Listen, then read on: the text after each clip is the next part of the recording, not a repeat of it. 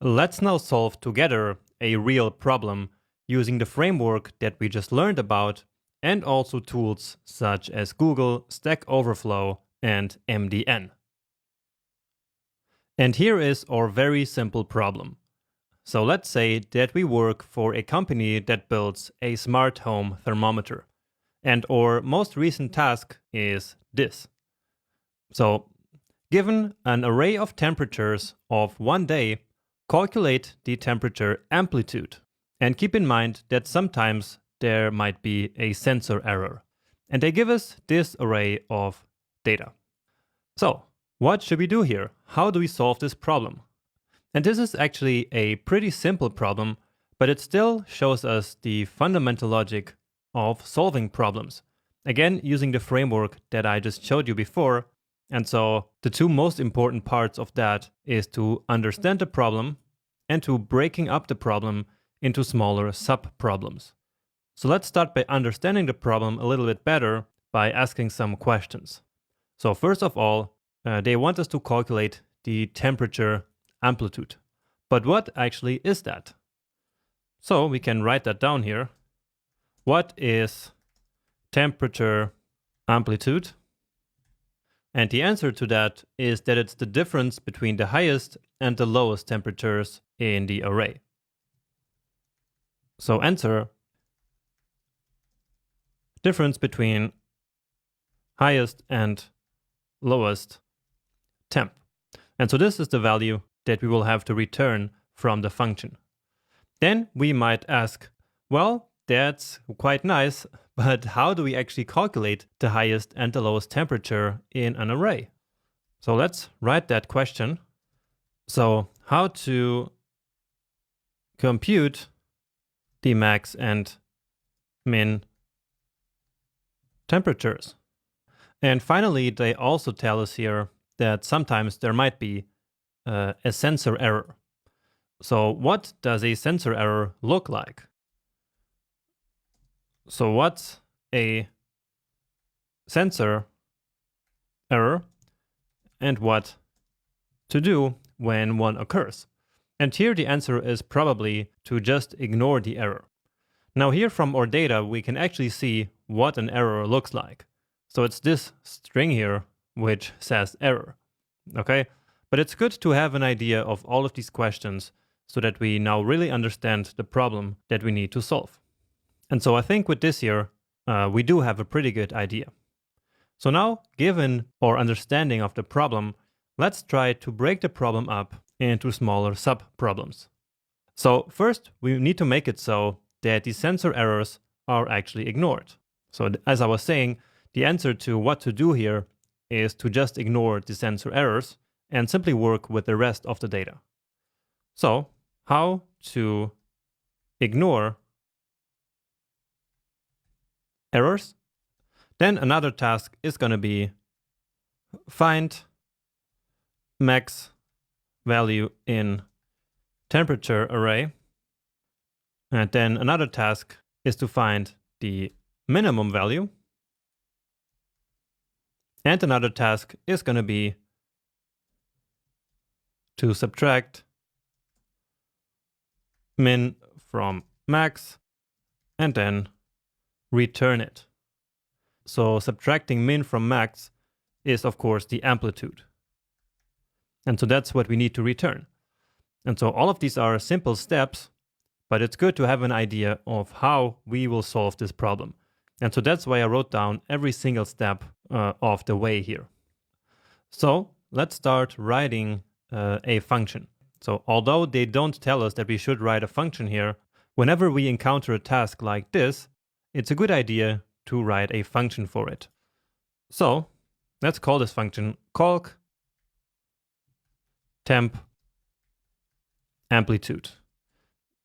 And so this function will receive an array of temperatures. So let's again just call that temps. And so now we are going to start to work on solving this problem. And let's start here with finding the maximum and the minimum value in this array. We can deal with the errors a little bit later. Now, probably we don't know yet how to do that based on what we just learned, right? I mean, we already have the tools for sure, but this requires a little bit of thinking. And if we don't know yet how to think about this kind of problems, it's a good idea to do some research. And so we will now use Google to research how we can find a maximum value in an array. And so that's what I meant when I said we should do some research and use Google whenever we need to. So what I like to do is to just write JavaScript and then be as descriptive as possible of what I want to achieve. So let's say get max value in array. And so don't be afraid to ask Google this kind of questions whenever you're stuck yourself. Now we get here a couple of replies, basically, but I'm interested in showing you Stack Overflow now. So Stack Overflow is a site of questions and answers, and most of the time someone already had the same question as we have. And so then they ask that question on Stack Overflow, and we can then go there and find a response. And this one here sounds good, right? Find the min-max elements of an array in JavaScript. So let's click on that one. But now here the problem is going to be that at this point, you will not understand most of the solutions. For example, this one here talks about prototypes. This one has like this weird apply and math. And so let's just scroll until one that we can better understand. This one has this weird dots that we will go into later. But here we actually have something that we can understand. So let's focus on this solution here. Okay. And usually the first solution is always the best one, or the first or the second. But in this case, we just scrolled a little bit more so that we can find a solution that we can implement with the tools that we already learned about. So what they're doing here is to start by defining the first element of the array as max. So in the beginning, they basically assume that the maximum value of the array is the first element. And then from here, they loop through the array or over the array. And in each iteration, here, they test if the current value is greater than the maximum value. And if it is, then the new maximum here becomes the current element in the array. Okay, does that sound like a good idea? Well, I think that it does. So let's try to implement this ourselves, and then I will try to explain you a little bit better why this is a good solution. So let's create a for loop here. And of course, we don't need to copy the code here from this site. Usually it's best to understand the solutions and then trying to implement it on yourself. So not copying the code exactly from Stack Overflow. So let's start with the counter I. Let's start at 0 as always, even though here they're starting at 1. But never mind, we will just do it like we have always been doing it. So I must stay below the length of the array that we're looping over. And in this case, that's the temperature array, right? So temps dot length and then I plus plus. Okay. And actually, before we do the loop, we need to create that max variable that they have here. So let's do that. Let max equal the temps array. So the very first element. So again, we will start by assuming that the first element of the array is the maximum. And that's because we didn't loop over the array yet at this point. So this is similar to the challenge in the last section where we started out with a sum set to 0. So that was a good starter value. And in this case, a good starting point is simply the first value of the array. And now let's implement that logic here. So if the current value of the array, so that's temps at position I, so the current position is greater than the current maximum value, then the maximum value will become this new value. And that makes sense. right? Because if the current value in the array is greater than the maximum, well, then that value should be the maximum, right? And so that's what we then do here. Okay, and now let's simply log it to the console. And remember that from now on, I will start using the snippet that we defined in the first lecture of the section. So I just type CL, hit return, and then max.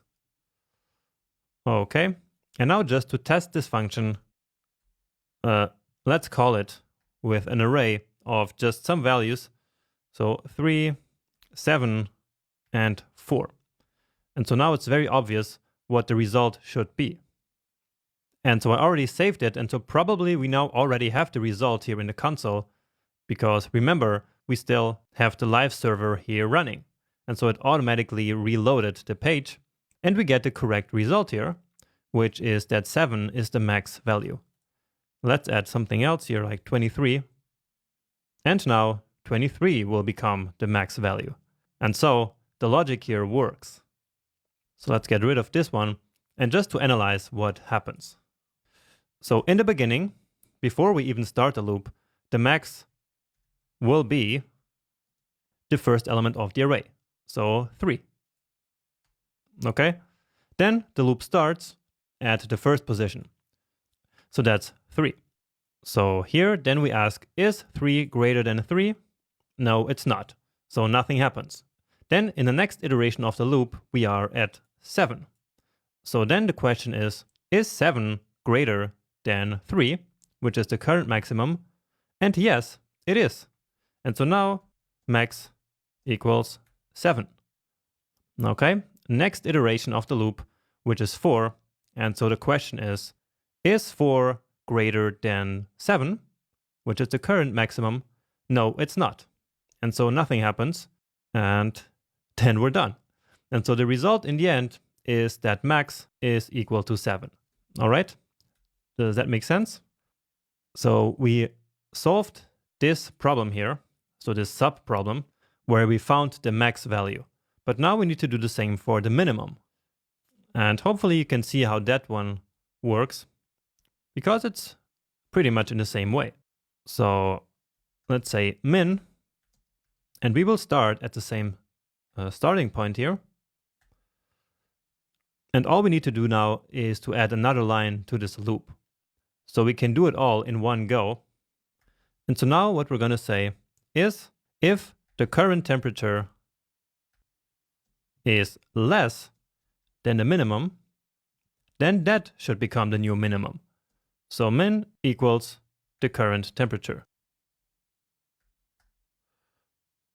And actually, since we're using this here so many times, let's create a variable for that. So const current temperature is equal to temps at position I. And now I'm selecting and then Command D or Control D, 1, 2, 3, 4, and replace all of this with cur temp. Okay, and now just to see again if it works, let's log the minimum as well. And let's add some other value here. And so what can we expect when we save it? Well, the max should be 8 and the min should be 1. So I'm saving, and yes, that works. Next up, we can then tackle the problem of ignoring errors. So what that means is that we do not want to include this, right? Or in other words, this logic here should only run if we actually have a number here. Okay, so basically if the current element is a number, only then it makes sense to make this sort of comparisons. And so we can use something that we learned in the last section, which is the continue keyword. So let's say if the type of the current temperature, so type of current temperature is different from a number, then continue. And remember that continue means that the rest of the iteration will not be executed. So the current iteration will be finished, and then it moves on right to the next one. And so in this case, what happens is as soon as the loop reaches this part here, since it's not a number, then none of the logic down here is executed, and then we move on to number 9 right away. Okay, so let's now actually call calc temp amplitude using our temperatures array. And indeed, we already have here the max and min temperatures. So let's confirm that that's correct. And yes, 7 is the max and -6 is the minimum. Awesome.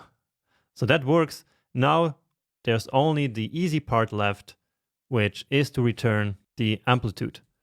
So return the max minus the min. Okay, let's get rid of this one here. And here, let's store that result into a variable, or actually amplitude. Okay, and then console log oh, actually there's an error here. This should be called amplitude. Okay, and so 23. So you can probably start to see that this is my favorite number, and so it comes up all the time here. Awesome. We did a great job here in solving this problem. And again, we did it because we first understood it correctly, and then we broke it up into these sub-problems. But now let's suppose that after we're done with our solution, the project manager tells us that the function should actually receive 2 arrays of temperatures and not just 1. But the rest of the function should work just the same. Okay, so, well, let's quickly write that problem down here. So problem 2, function should now receive 2 arrays of temperatures. So let's try to again understand the problem. So we can probably ask the question, when we have 2 arrays, do we need to implement the same functionality twice?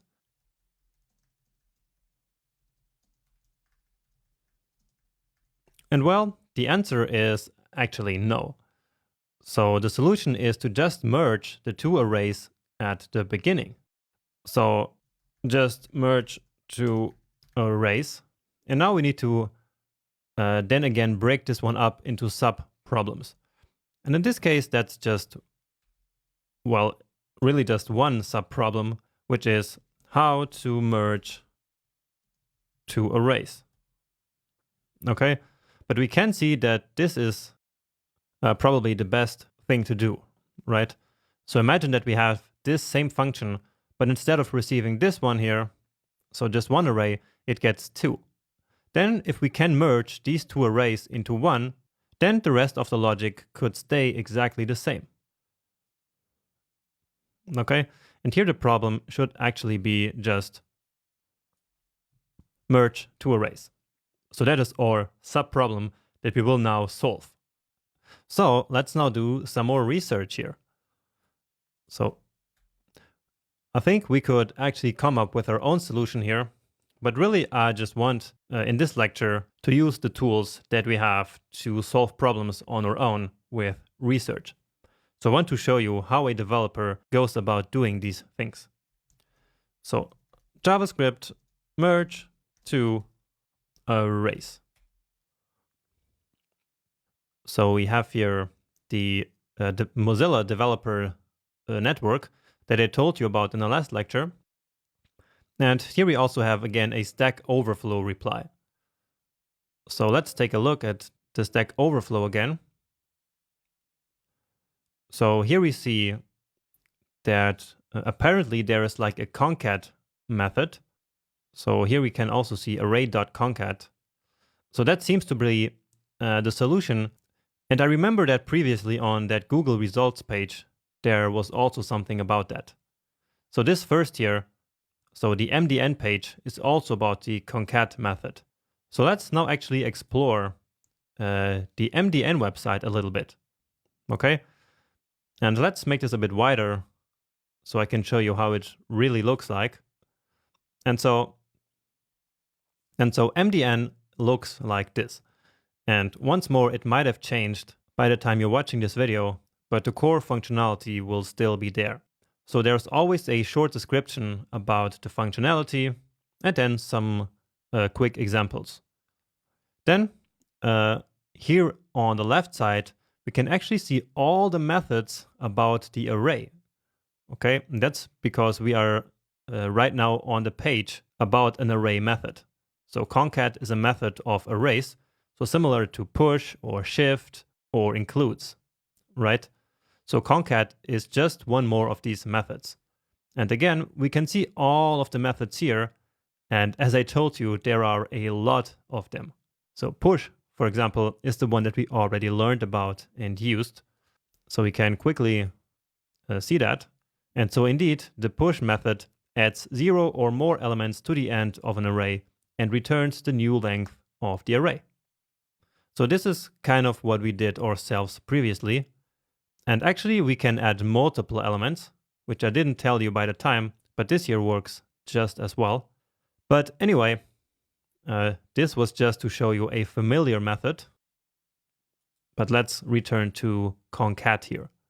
So here is a long description of the method. Here is the exact syntax, which many times looks a bit intimidating. And so I like to actually stick to the examples here.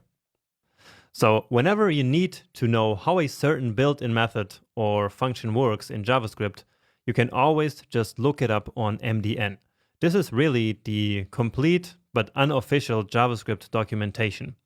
And in fact, many of the things that I know about JavaScript come here from MDN. So don't be afraid of doing any research that you need on this page or also on StackOverflow. Anyway, here from this example, we can understand kind of how the concat method works.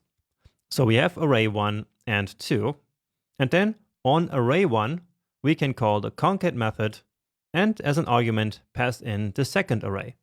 And the result will be array 3.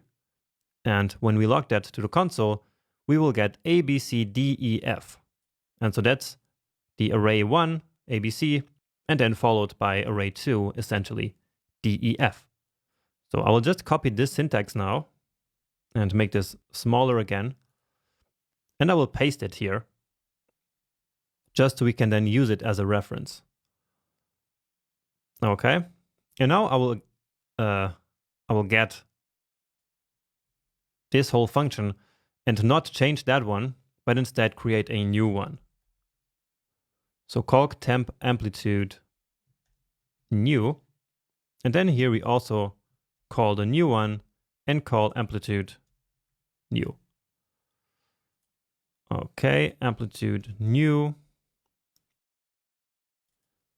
And now here we need to change the arguments. So remember that now this new function will receive 2 arrays of temperatures. So I'm just going to call them T1 and T2. Here at the beginning of the function is where we will solve our problem. So this subproblem of merging the 2 arrays. So let's again just put this here just so that we see it as a reference exactly where we need it. So what we want to do is to create a new array, and I will call it temps. And I'm calling it temps because that's the name of the complete array that we already have here in the function. So that used to be the name of the argument of the previous version of this function. And now I can just say the array 1, so array 1, which in our case is T1, dot, and then array number 2, which in our case is T2. And that's it. And now let's just log that to the console very quick. Temps, and we no longer need this. Okay. And here then we need to call this new function with 2 arrays. So let's just create 2 arrays. So 3, 5, and 1. And then another one, 9, 0, and 5. And now let's see. And here we see that it did actually work. So now we get this one array, which includes all the elements basically of these 2 arrays that we passed into calc temp amplitude new. So this function. And we can also see that 9 and 0 are the max and the min, and 9 minus 0 gives 9, which is then this new amplitude new. Awesome. So we solved this problem number 2 here successfully as well now. And yeah, so I hope that now you have a better idea of how to solve problems, and especially how to do research using the tools that I just showed you in this video. So that's Google, StackOverflow, and also the MDN documentation. And this last one is, in my opinion, actually the most important one. I learned so much from MDN. It's incredible. So now in the future, whenever something is not working in your code, and even during the course, you can always try to figure out the solution on your own, for example, using Google or StackOverflow. And so that will then be very helpful for your developer journey.